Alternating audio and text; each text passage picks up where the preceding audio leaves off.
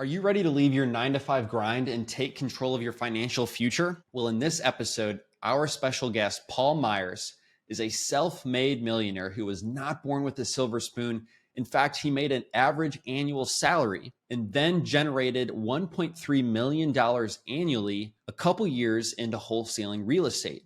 And for those that don't know, wholesaling real estate is a strategy for you to get a property under contract without using your own money, pass it off to an investor who does have money, and make a $20,000 to $50,000 fee for finding that property. If you've gotten any value from this podcast at all, please leave us a review. It helps us make more content to fuel your path to financial freedom. Thanks so much and enjoy this episode with Paul Myers. The DealMachine REI Podcast.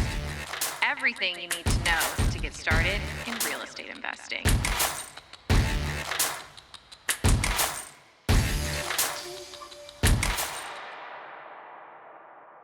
All right, so Paul, tell us how you got started in real estate investing and how that evolved to do a $600,000 a year and then to double that and do $1.3 million with your real estate wholesaling and investing. Yeah, I was really fortunate that as a sophomore in college, I read Rich Dad, Poor Dad, and it kind of set my sights on always being focused on real estate for my asset class of choice for the rest of my life. So to this day, I don't own any stocks, bonds, or mutual funds. I just focus exclusively on real estate.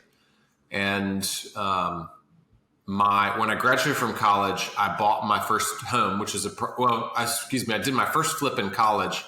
Then I bought my first primary residence when I graduated from college and got married. That was 16 years ago in 2007.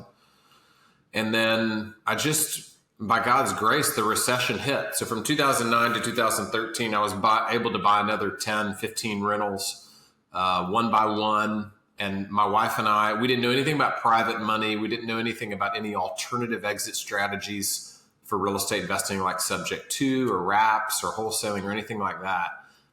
All we knew was work really hard at your job, save 50% of your take-home pay, live on a budget like Dave Ramsey talks about. And then we took all that money and we invested it as down payments, renovation costs, and closing costs to buy what at the time were VA and Fannie Mae foreclosures. And we double dipped with the listing agent. Amazing. So you actually worked jobs, saved 50% of your revenue, and invested that early on because you knew time was on your side. Those investments are just going to keep growing and compounding as the years go on. So that was really fortunate. Tell me, what was it about the book that made you pick real estate? What was it about that book that didn't want you to put that money into stocks instead? Well, the idea of passive income, it's such a sexy idea that anyone would fall in love with it. So I think the idea of having passive income from rentals is just it's kind of like the exact opposite of owning a 401k, which is by nature something that appreciates in value and doesn't spit off any cash flow. Mm-hmm. So the concept of financial freedom where your passive income exceeds your living expenses to me was really attractive. And I figured that if I really focused in for 10, 12, 13 years, I could invest all my money in that and become a multimillionaire by God's grace and generosity and become financially free. And I was able to have that happen over 13 years. When was it that you became financially free? Do you remember the day? Yes, I do. It was about 3 years ago when I resigned from my final job. I had 4 different companies I worked for over 13 years since I graduated from college. From the University of Georgia, I had a degree in business management. I worked for 4 different companies over 13 years. And I bought all the rentals on the side as a side hustle. I had done them all on 15-year fixed rate mortgages and built up a multi-million-dollar portfolio, and I had like 30% leverage left on it. So very conservative leverage. And I knew at that point when I stopped working that I really didn't need to have a job to support my family. So did you have any kids 3 years ago? We did. We have 4 kids. Your expenses were quite high, right? Because it was you, your wife, and then your kids. Yeah. We actually started out, my wife is a physician but Okay. she's a pediatrician, which is the lowest paying physician. And we also had to borrow $100,000 in student loans to get through medical school. Mm-hmm. So I think people might hear that. They think, oh, well, he had it made. He had a sugar mama. Well, I really didn't, because we had all that debt. And then also, once you become a physician, you have 3 years of a residency where you're making like 45 to 50 grand.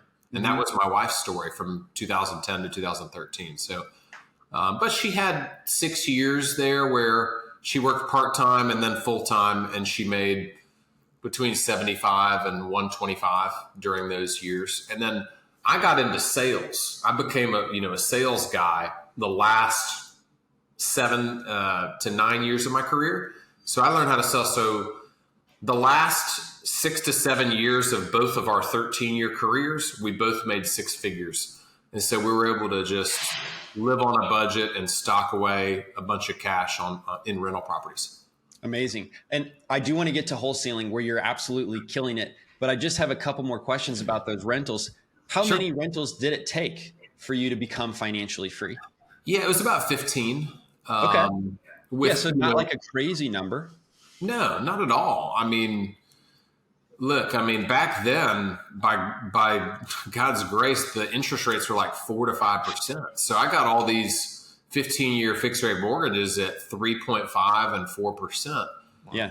So everything was able to cash flow pretty well on a 15-year mortgage, which is amazing. So that was my other question, is because when I was buying too, it was 3 and 4%, but the 15-year mortgages have a much higher monthly fee.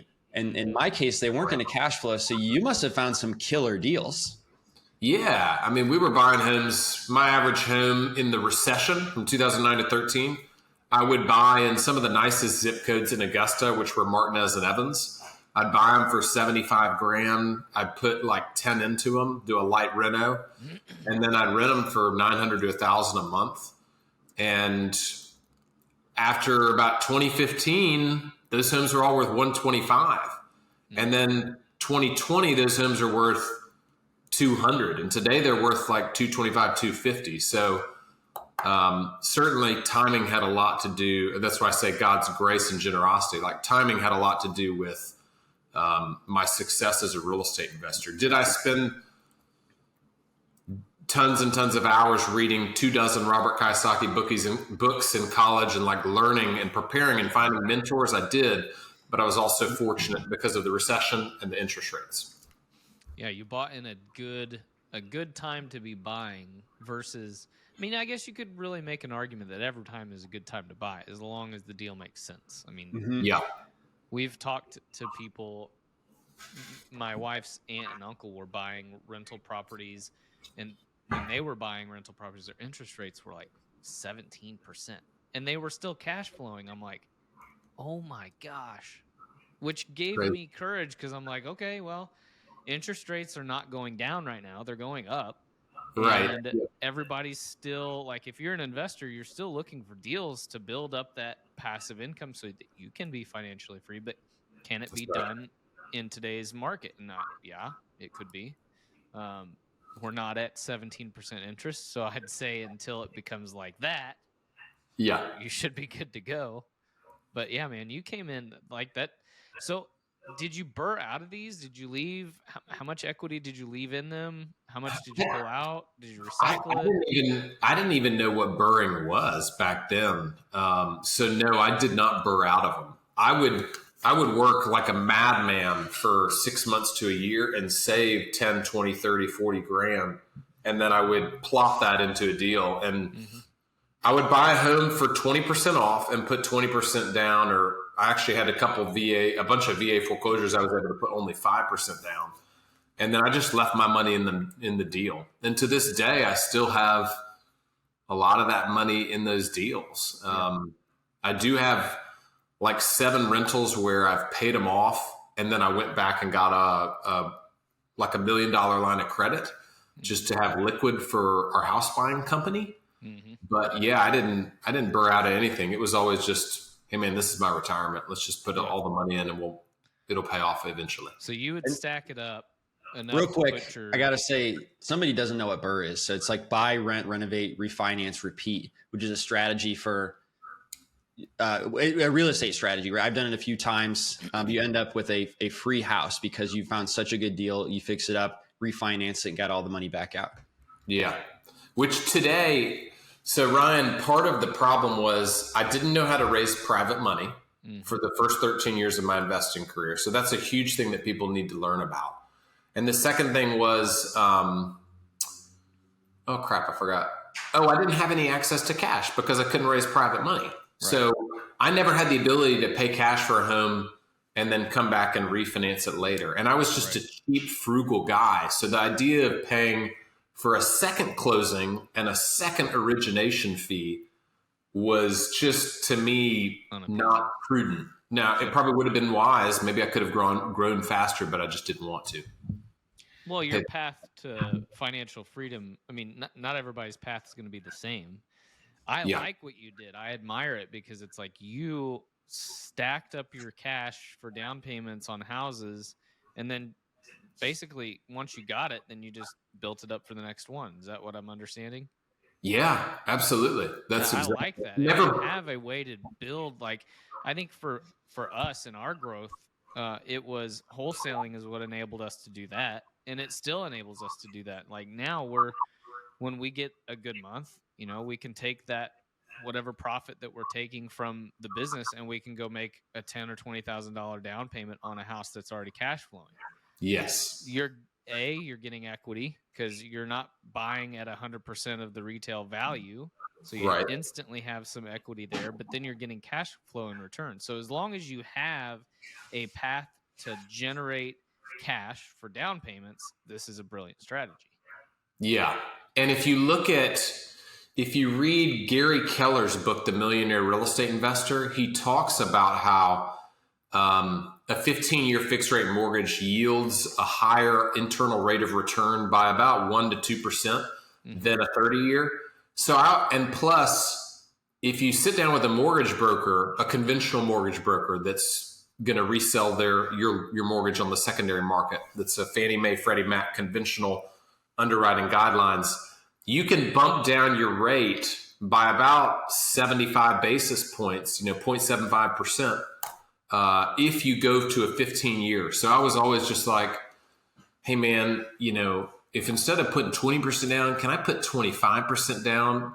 And that extra 5% would get me 0.25% knocked off my rate. Or I'd switch to a 15-year term, get 0.25%, or get 0.75% knocked off my rate. So I was always like, how can I get the lowest mortgage interest rate possible? Mm-hmm. Mm-hmm. Yep. You said one of the keys was you would buy the house at 20% discount. And I'm curious because everybody here who's listening, they're wanting to wholesale, which is getting it under contract for a discount. How back then did you get it under contract for a discount? Were you doing direct to seller marketing?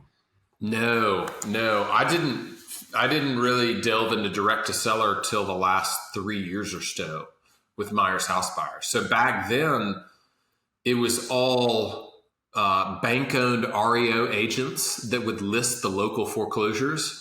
And I would call up the listing agent directly instead of using a buyer's agent and say, hey, do you want to write my offer? I'd like to offer this. And they would just write up my offer. And then poof, magically my offer would get accepted, maybe because the listing agent was on both sides of the transaction. So that's how I did it. Gotcha. Okay. And then what happened 3 years ago that you decided to go do direct to seller marketing and quit your last job?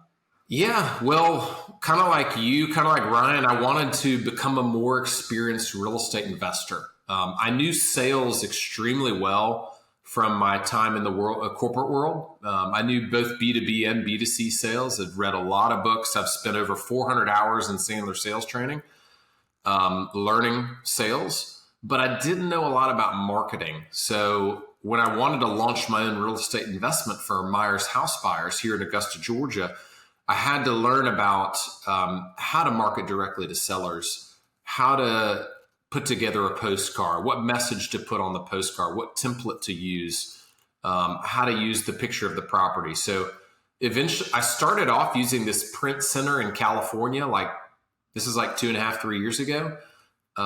And it just wasn't personal, and I just didn't really like the postcards. The cool thing was it was different, but it just wasn't, it didn't strike me as a very professional looking postcard. And for better or worse, I just like to come off as professional. That's just me. I don't like postcards where the writing's blurred and where there's little splotches of imaginary food smeared on it. Like, I just like a professional postcard. And that's a strategy. People smear imaginary food on their postcards. Oh yeah. Like there's little, I mean, Ryan, do you know what I'm talking about? I've not know, but I will spill Does that work? ketchup on mine if they work. I will Yeah, do like everyone. Like, they say it makes your postcard more realistic to have the ink like sploshed a little bit. Yeah.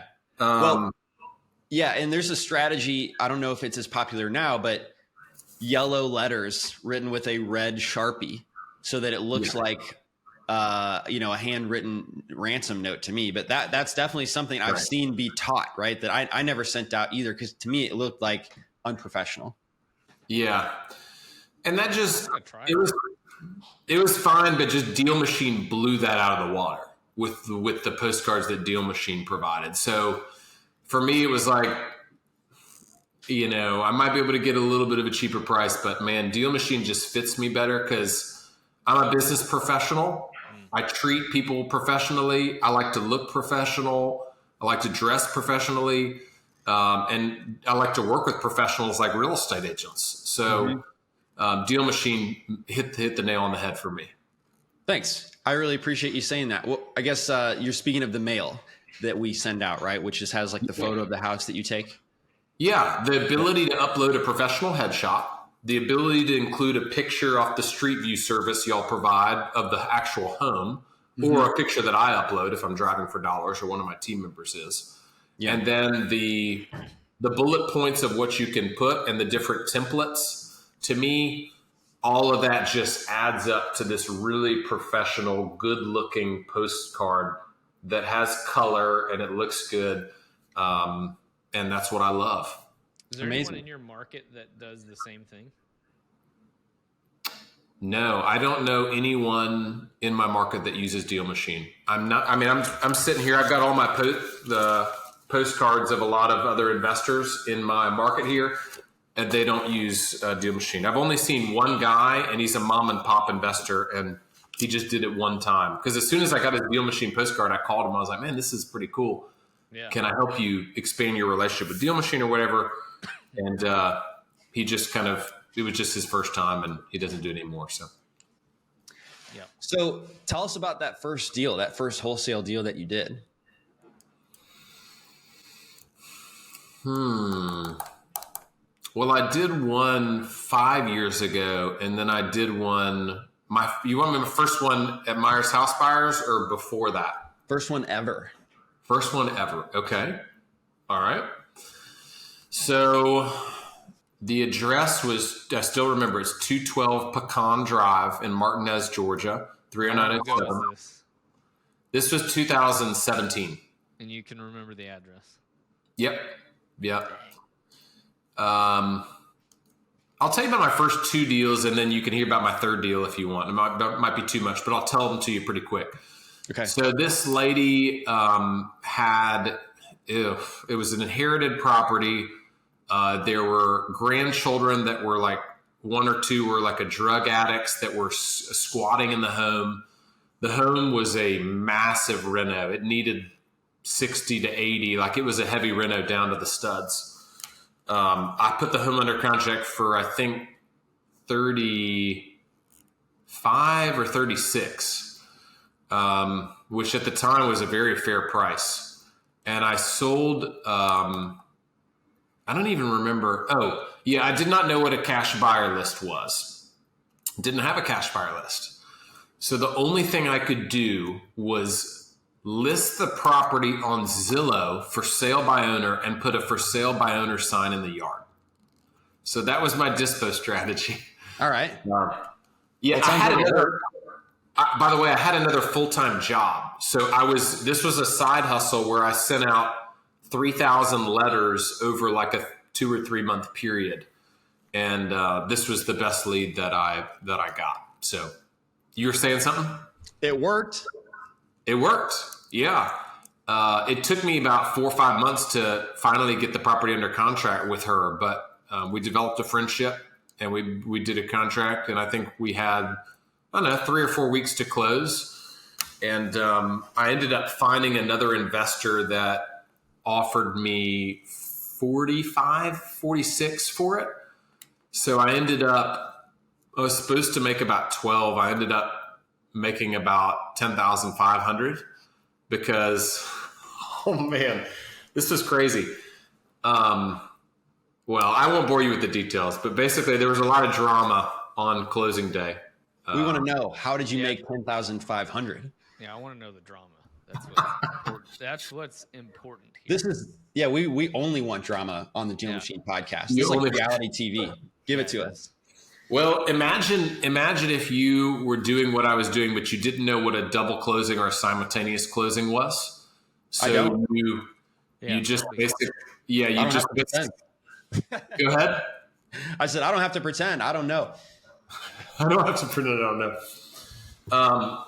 Well, long story short, when I got everybody in the room, all of a sudden nobody was happy, and the woman had like the end buyer had expected that a particular like storage shed was supposed to be moved off the property, and the seller had promised that they were going to do that, but then they didn't. And then the seller just kind of started flaking. And anyway, I just ultimately gave everybody money, like, $1,000 or whatever, and just kind of held the deal together. Wow. So you're supposed to make 12. And your double close, everyone was in the same room? This was a traditional assignment. Okay. Right. Which is you can do an assignment and have people in different rooms for one closing. Sure. But this was an assignment where I had both people in the room, and that ended up being an absolute nightmare. So, Yeah, I've never done that. And I would be afraid of doing it for the specific reason of what you are experiencing. So yeah. I wouldn't do that. Yeah, but the assignment is the way most people get into wholesaling, right? It's how they do their first deals. It's Correct. the It is, simplest but form. I've never heard of both parties being in the room. Right. So if you're doing a double closing, the attorney is automatically going to have people in separate rooms. But if you do an assignment, you can still have people in separate rooms. It's just a physical, it's a physical thing. But in this case, I didn't. So you live and you learn. You're telling me my second deal? I do. So second deal, I had a friend of mine who I played tennis with at the Warren Road Recreation Center, and he was a missionary in Thailand, and he owned 2 homes down in this really rough area of Augusta called Harrisburg. And he wanted to sell them so he could be more liquid and kind of stay on the mission field. So I put his 2 homes in Harrisburg under contract for $71,000. And I would have been fine buying them, but I had another friend of mine that owned like 25 to 30 rentals, and I went to church with him. His name was Scott, and he ended up, I emailed back and forth with him. I was like, I know you got homes in Harrisburg. Do you want these 2 properties? So I gave him the addresses, and he was able to get into them, and I negotiated. He was willing to pay 78 for them. So I bought them for 71, sold them to Scott it was 79. Sold them to Scott for 79. And ended up making about $8,000. So, Okay. So you got them both under contract together for $71,000? yeah. These How were do you do that? How do you write a purchase agreement for 2 homes at once? We put both addresses and parcel numbers on the same purchase and sale agreement. So not as complicated as you might think. And the closing attorney was fine with that. Portfolio transactions for us, anytime we're doing a guy's got a portfolio of 6 properties, we do the exact same thing. Put every parcel on one contract, total purchase price. Because sometimes your assignments, like for us, what I've experienced, if we're doing multiple addresses on one contract, you may have a house where you may not make an assignment fee, but on the whole package, you can break it as technically you're getting this total over this. But if it was just one deal, you may not have room. It's sometimes a beneficial strategy to have multiples on one contract for that exact reason. You can make a better spread. Yeah. So speaking of better spreads, I know, Paul, you've doubled your business size by changing your strategy from so the direct to seller marketing, that could encompass many things. Were you primarily driving for dollars, or were you doing something else too? We initially drove our entire market. Yeah. Okay. And we have about a 400,000 person MSA in our 3-county area. MSA means market service area. Okay. And so we started out driving for dollars with what we called a proprietary list, because we created that driving for dollars list. We're the only ones that had it. You can't buy it. Yep. Yeah, and then we added on county courthouse code violations. So that became a proprietary list because we had to go into the courthouse to get that data. And then ultimately we wanted to mail more and more postcards. And so we ultimately had to just start pulling larger lists to be able to do that. So that's kind of how we got into mailing the larger volumes of postcards. Please open up your podcast app right now and leave us a review and let us know what you thought of this episode. It means so much because the reviews help us get in front of more people. And the more people we can get in front of, the more we can help them achieve financial freedom. And we also get more energy to put more content out like this to help you. So by leaving us a review, it will give you more content to come to help you along on your journey. Thank you so much. So you did what you just told me on your first and second and third deal, which was wholesaling. You switched from the assignment contract to double closing. Just real quick, for somebody who doesn't know what double closing is, can you explain that? Sure. It'd be like you have 2 separate closings that are occurring. So same house though. Same property. In the first closing, you're functioning as the buyer, which would be the A to B leg. You're the buyer, and buying a home from a seller. And then if you're reselling the property, which would be in the second transaction, that's called the B to C leg. The B to C leg, you're B, the seller, and you're selling to an end buyer who's an investor who is letter C. Got it. The A to B leg closing and the B to C leg closing, they typically occur within an hour at the same law firm always. And then so the advantage is they don't know how much you got it under contract for. The end buyer does not see how much you're making as the middleman. But correct. You have to have your own money or borrow some money to do that. Correct. Well, yes. No. Yes and no. Yeah. You might be able to find a real estate closing attorney. Well, I don't know if people are in a title office state or a closing attorney state, but you might be able to find a real estate closing attorney that would kind of provide you with transactional funding for the A to B leg in the form of allowing the C buyer to fund the A to B leg.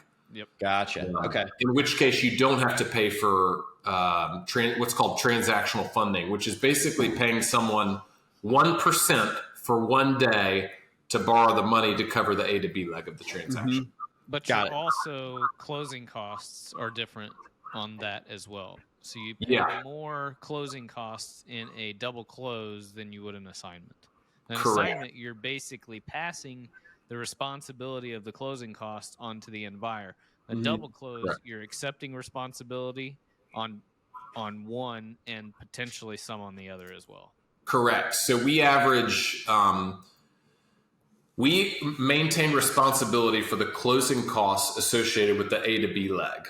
Yep. Which is roughly $500 for us. And then the B to C leg, we always explain to the end buyer, the cash buyer, if we're doing this particular exit strategy, that they're responsible for those closing costs. So overall, a downside to double closing is you have to pay for the first closing, which is an additional $500 in cost. The upside is I've always believed since day one staunchly that the amount of profit I'm making is my business and my business alone. Yep. So keeping that information private to me, I think is fully my right. And it's no one's business but my own. So that's the upside of the double closing. Yeah. We don't know when we go to the store. We don't know when we buy a product at Walmart or Target. We don't know what they're making on it. We just know what we're spending on it. And if it's valuable to us at the price listed on the shelf, that's all that really matters. And so getting that, I support the double close, and we do a majority double close too, for the exact same reason. It's, if this is a value to you as an investor, this is the price. And sometimes when people see, like if you go to a swap meet or something, you get into this negotiation, well, would you go down to this? Would you go down to that? It's a lot of work to do what we do. As when you're doing volume, it's a lot of work to get deals. It takes a lot of money to go out and market. It takes a lot of time to go and walk properties. We're finding an actual deal for an investor, and we're providing a service. And for that service, we make something. Doesn't necessarily matter what we make, and is really, to your point, Paul, nobody's business. And so but we do have, there's benefits to doing the assignment. The assignment, you make a little bit more money. So if you have an investor that's cool with what your assignment fee, and generally when we're doing an assignment, we'll just tell them, hey, I'm making a 10K spread on this. Are you cool with that? Yep, no problem. Done. Then you can proceed with an assignment. If you ever feel like I feel uncomfortable letting them see that I'm making 50. So today, one person said they made 50 on their first deal. I would double close that, just because I feel uncomfortable letting anyone see that I made $50,000. Yeah. I think a general rule of thumb for a beginning investor would be, if it's south of 10K, assign. If it's north of 10K, double close. I agree. And that just gives you kind of a good rule of thumb. Now, there are counterpoints to this. I have hundreds of friends that are real estate agents in my market, and they have differing opinions on this. They believe that all private should be public knowledge. And I don't believe that. So there are lots of dissenting opinions, and I want to acknowledge that, and that's perfectly okay. Everyone can have their own opinion on ways that things can be done. Yep. Gotcha. I'm cool with it too. Whatever you feel comfortable with is what you should do. And really, I like the actual advice. $10,000 is the threshold. Yeah. That's great. Yeah. That is good. And if you're gonna assign above that, do exactly what Ryan just scripted out for you, which is just say, hey, listen, I'm gonna assign this property, and I'm gonna make an assignment fee of $15,000. And are you okay with that? Because if not, I have another person that I need to call that I'll move forward with the property. It's no problem if you're not. But I need to know now. Or you could even just keep it generic. Do you care what I'm making on this deal? Or you could just not even bother. Don't even let it be a topic until it becomes a topic. And if they say, hey, I didn't realize you were making 15K on. Yeah, well, hey, there's a lot of expenses that go into finding deals for you guys. Like we spend this much. I mean, you could break it down as crazy as you want. Like my marketing expense per month exceeds $5,000. So if I only get one deal, I need to pay for that one way or the other, or I can't continue to bring you deals, period. Yeah. 100%. I either like just hitting them with it right in the face, or double closing and not worrying about it. I think those are the best ways to go about it. When we start getting into the conversation of justifying what we do and how much money we make, you got to keep in mind, like we do a lot of business with real estate agents. They may not understand the cost associated with marketing. For instance, our firm spent $170,000 on marketing last year. They might not understand the value of sales training and having a sales process and executing that day in and day out and training your sales team on that. And they might not understand the value of negotiation. Okay. Yep. So marketing, sales, and negotiation are extremely important in this business. That ultimately is the core of the business, because the product just so happens to be homes. And I have no interest in trying to justify the cost associated with those and explain the value that we bring to the table. Listen, if we didn't bring value to the table, we would not have bought 64 homes last year. We bring massive value to the table for sellers, for cash buyers and investors, for real estate agents. We bring massive amounts of value to the table. And I got no interest in justifying those three things to you if you don't believe that we bring value to the table. Right. I think that's an Or excellent way to somebody deal with it. that's We got to go into how you doubled your business though, working with those agents, Paul, right? You double closed your way up to $600,000 through direct to seller marketing. How'd you expand it to 1.3 million? Yeah, we've developed what I believe is a truly unique niche throughout the entire United States. I don't know that anyone does what we do, which is why I went out to Arizona 2 months ago with you, David, and why I was invited to speak at the Growth Summit in Phoenix by Brent. Is we've kind of developed a passion and a heart for serving real estate agents. All good real estate agents, they have a couple investors in their Rolodex, saved as investor in their iPhones, if you want to use today's terminology. But we found that there's a way to build trusting relationships that are win-win relationships with agents on a greater scale, a larger scale than just having an agent know one mom and pop investor. So I've had my license for 16 plus years in multiple states, and I have my broker's license. And so I have a heart for that particular individual. And so I ultimately decided that to grow my business, I wanted to focus on figuring out how I could get involved in the real estate agent community, how I could add value to that community, and then hopefully, do deals as a result of that. Gotcha. So you were able to get a lot more deals through referrals rather than doing direct to seller marketing. Is that right? Yeah. Half of our deals last year and half of our gross revenue was from real estate agents. So about 32 homes and about $650,000 in gross revenue just off real estate agents. Now, there's upsides and downsides, but the huge upsides there's really two. The first is when you work with a real estate agent, you don't have the large upfront cost of marketing expense. Okay. Mm-hmm. I don't have to send mailers, text messages, ringless voicemails, and I don't have to spend on technology like a robo dialer or call rail or mojo dialer. So number one, no marketing cost. Number two is the prospect of repeat business.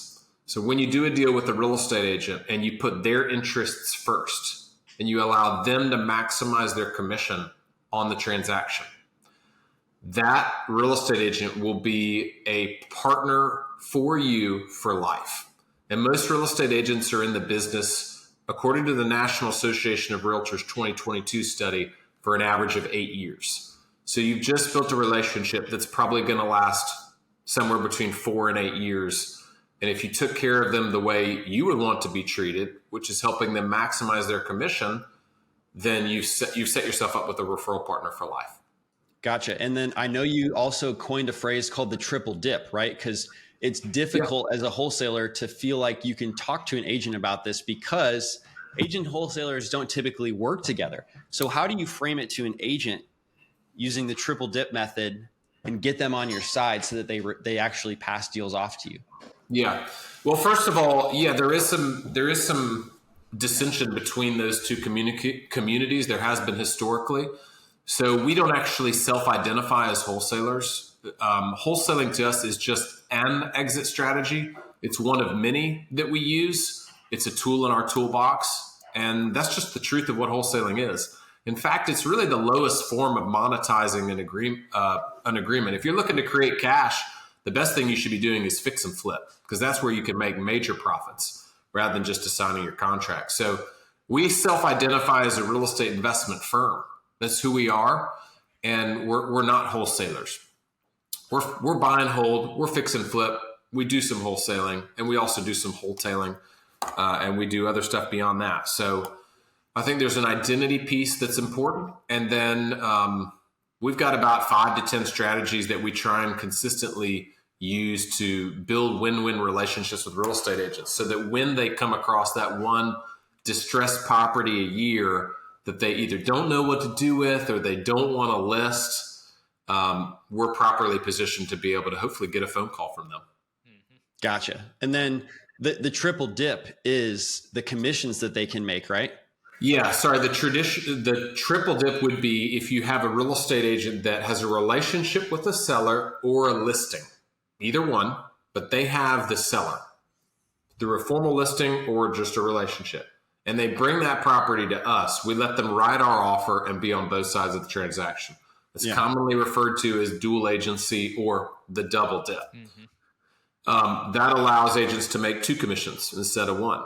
Then we made a promise to all the real estate agents in our market, and it became a company policy at Myers House Buyers, that any agent that brought us a deal, not only would we let them write our offer, but if we chose to fix and flip the property as our exit strategy to monetize the opportunity, then we would come back to that agent and relist the property with them. Gotcha. So agents really, really love that because the relist commission of 3% is generally greater than the 6% they make on the first 2 commissions. So it allows them to effectively quadruple their commission income on one home. Yeah, and getting paid 3 times for the same work of doing one thing is probably pretty interesting to an agent. Yeah. 3 commissions, triple dip. 1 house. 4 times the income of just a single commission. Yeah, got it. That's awesome. So if I got this right, I think you're actually teaching people about this. Is that true? You have any place where people can go follow you and find more information? Yeah, well, I've started helping right now with different investors in Illinois, Alabama, Texas, and California, and just started to help them see what we're doing in terms of how we build relationships with agents. And it's been a lot of fun. I've really enjoyed it. So I take on about 5 people per quarter, and just do 1-on-5 kind of intensive coaching and mentoring. So it's a group coaching program that I do over Google Meeting, face-to-face. It's all me, nothing recorded, all live content. And I absolutely love it. It's been a lot of fun. Amazing. So is Myers House Buyers the best place to go find you? Yeah, you can reach out to me. My email is paul@myershousebuyers.com. And it's MYERS. MYERS, yes. Paul@Myers, MYERS, housebuyers.com. Or you can reach out to me on my cell phone. My personal cell, I'll give it to you, I don't mind, is 706-294-7343. So if you hear this podcast and you love the episode, just hit me up, shoot me a text, and tell me you loved it. That's the first time that's ever happened. Thanks for being so generous. Yeah. Well, we love helping people. And if you kind of want do you want me to give you just like a brief overview of how we build, like a couple different ideas of how we build relationships with agents? Yes. Okay. So we do about 5 to 10 different things. And Ryan, I'd be curious to hear your perspective on this, but we've been able to get involved in the community and add value in the real estate agent community through these different things. So number 1, I host a monthly meetup for real estate agents. No matter what brokerage you affiliate with, you're invited to that. Okay. So I've got a CRM that has all our real estate agents in our area. It's 2,000 plus. I invite them to that. And at that meetup, I personally teach about different types of real estate investing. I teach on how to accurately underwrite fix and flips, how to do buy and hold rentals, and how to evaluate a property manager, how to do leasing and property management. I teach on raising private money. I teach on 9 different types of debt that I've used in real estate investing. I teach on cold calling, asking for referrals and introductions. It's like a sales training. And then I've just started teaching on how to build a team, select a mission statement and core values, and have a good culture within your organization. So for a real estate agent that wants to build a team, that's pretty valuable. So those are just 6 different topics I teach on to real estate agents. So I hold a cross brokerage meetup. The second thing is I go into brokerages. So in the last month, I spoke at 6 different brokerages. So I'm speaking at about probably 1 a week. I spoke at 1 yesterday and 1 this morning. So I'm very active in the brokerages within my community, speaking again on those same topics, right?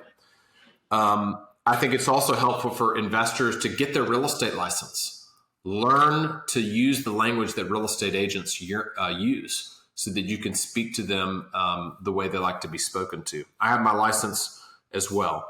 You can attend networking events that your local real estate board office has. Okay, so your local board of realtors. I also write a monthly newsletter that I disseminate to agents and property managers. It's just for real estate agents. And I tell stories of deals that we do with real estate agents where we help them make more commission. So we get a lot of feedback, positive feedback about that. And then I'll close with this one, and there's a lot more that I do, but I go into the institutes of learning. So Ryan, you're probably familiar, if you have these big brokerages, right? They have the institutes of learning where they're helping people get their pre-licensing work done, then their post-licensing, then their brokerage license. It's all the different, steps of getting your real estate license and then upgrading it to a broker's license. So I have built positive relationships with the instructors within these brokerages that will then invite me in to talk about real estate investing and maybe do a lunch and learn. Like yesterday, I brought in lunch for 10 agents that were going through their post-licensure class. So it's a lot of like lunch and learns, and we also sponsor. Another thing we do is we sponsor the sales meetings of brokerages, almost like a home inspector or a roofer would do. So thinking kind of like that, and that brings us into to be able to build relationships at brokerages. So there's probably like 6 or 7 different strategies, but they all kind of boil down to adding value to the real estate agent community and serving real estate agents. Yeah, you've definitely paved a way in doing so. I haven't heard anyone else talk about such an elaborate way to build relationships with agents. So it's no surprise you're able to double your business that way. Yeah. And listen, agents are not secret. I mean, their contact information is public record. So you can go to their brokerage website or go anywhere and you can find any real estate agent's cell phone you want and find their email. And I would encourage all the investors out there to just go do that and start calling and building relationships with agents. Take them to lunch and figure out, are they investors themselves? If so, what are they looking for? Yeah. Maybe you could sell them a deal. That's how we transition our script. If we talk to an agent and they don't want to, they're like, why would I give you a deal if I found a good deal? Say, hey, great. Tell me what's a good deal to you. Maybe I have a deal that I could sell you. So yeah, I mean, there's so much opportunity to build relationship with agents and add value to their lives. So we've gone after it big time, and we're not going to stop anytime soon. We're fully committed to it. Right. I could tell. Well, what's like a final piece of advice you'd have for somebody that's just getting started, Paul? You can remember going back to that first deal and having your seller and your buyer in the same room, but still squeaking out $10,000. Like think of yourself back then. What advice would you give? It was a great, that first deal was fun. It ended up working out great for everybody, but it was just an odd way of doing things. But I would say this, kind of the Dave Ramsey kind of live like no one else, so later you can live like no one else, right? That's his quote he's become famous for. So, part of what allowed me to have the success I've had is this Bible verse in Proverbs. And it says, steady plotting brings prosperity, but hasty speculation brings poverty. So if you're steady plotting and you're a good steward and you live on a budget and you try and save $500 or $1,000 or $5,000 a month, whatever your income is, I don't know, and you get out of all your personal debt, like credit cards, student loans, and car loans, except for your home mortgage, then you're setting yourself up to have a great base from which you can launch and build financial freedom and invest in rental properties.